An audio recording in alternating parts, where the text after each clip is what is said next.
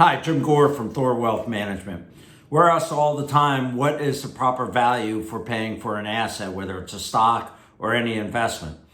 Well, the proper price is really determined by supply and demand. For example, if you look at automobiles, automobile prices, people are paying $10,000 to $15,000 more than MSRP because the demand is very, very high. So here's an indicator of the stock market here that Warren Buffett uses, which is looking at the market capitalization of all the stocks out there and what its percentage is to GDP.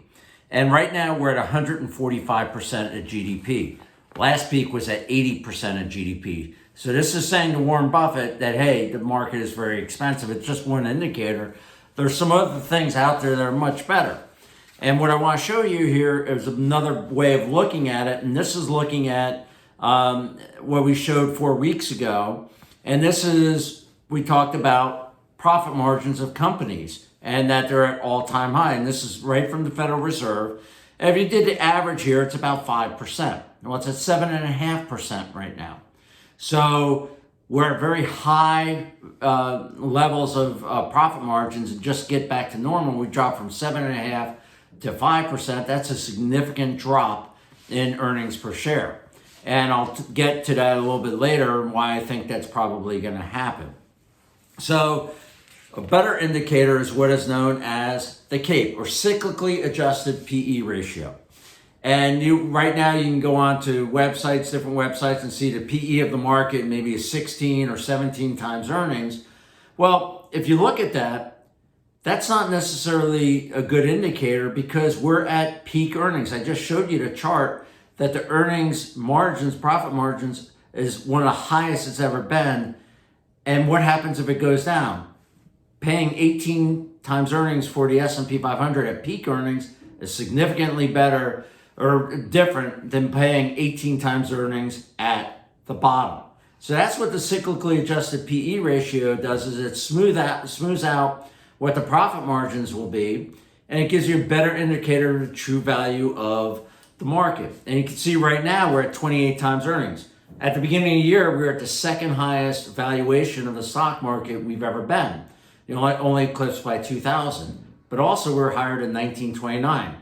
Now we're just fallen below 1929, but the market is still at elevated levels for earnings. So right now, people are paying up for prices for companies based on peak earnings that we think are going to fall. And I'll give you a real example of why we believe that's going to happen. I was just out seeing a client on Friday. He's a commercial banker, and I asked him what he's seeing from his customers. And Greg told me that one of his customers is a poultry farmer, and his cost of goods have gone up 70%, 70, in the last year. Well, he can't raise his prices to recoup all that because people won't buy poultry at $3, $4 a pound. So what he's doing is he's raising it somewhat, but he's eating a lot of that cost. What happens when he eats that cost? His profits go down. That's what you're going to see throughout corporations. They can't push on all these costs that they have, not only from the cost of goods, but their labor costs. So those profit margins are probably going to come back from a 7.5% to 5%. So the PE ratio is closer to 28 times earnings than the 16, 17% that people are saying. Now I want to talk briefly a little bit about copper. People are coming out and saying copper is a good indicator for coming up a recession. I don't necessarily agree with that, and let me tell you why. If you look at the top part of this chart, this is looking at copper prices. And you look at it from 2012 to 2016, copper prices fell. But we were in a recession. Those were actually very good years for our economy. It rose in 2016, it dropped during COVID, and then we had a huge bump up here.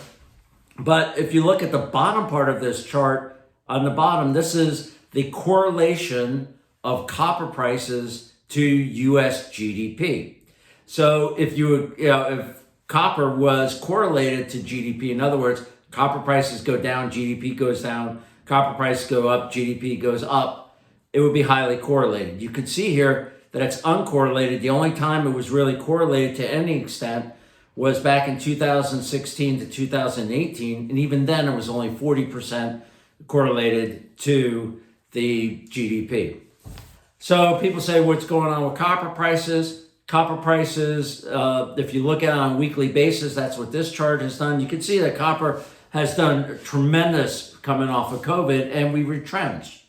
And we have lines in here, and these are known as Fibonacci retrenchments. And you can Google Fibonacci to find out why it's an important number. I won't get into that. But 50% retrenchment is a very important level. And you notice we hit that level, and it actually bounced up where copper prices are going up. Then you have to look in the real world, understanding that China has been closed down with COVID restrictions, and China has very low storage of copper. They're going to be buying a lot more copper here in the months ahead. And copper is used quite extensively in electric vehicles and solar panels. So there's going to be a demand for copper. And so I expect those prices to go up. And that's what this Fibonacci level is saying. Copper prices came down, but it's moving up from a very important retrenchment level.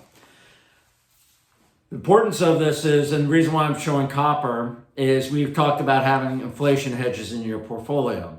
That's why you want to have several inflation hedges, because copper at times would be a good inflation hedge, but it really hasn't been so far this year, where oil has been very good as a protection against your portfolio from inflation this year. And that's what we do here at THOR. If you don't have those inflation protections in your portfolio, now give us a call or email us at our website. We'd love to help you out. We think that inflation, maybe going down a bit, but we're not going to go back to 2% inflation anytime soon. Look forward to talking to you again in a couple weeks. Take care, and we'll see you soon.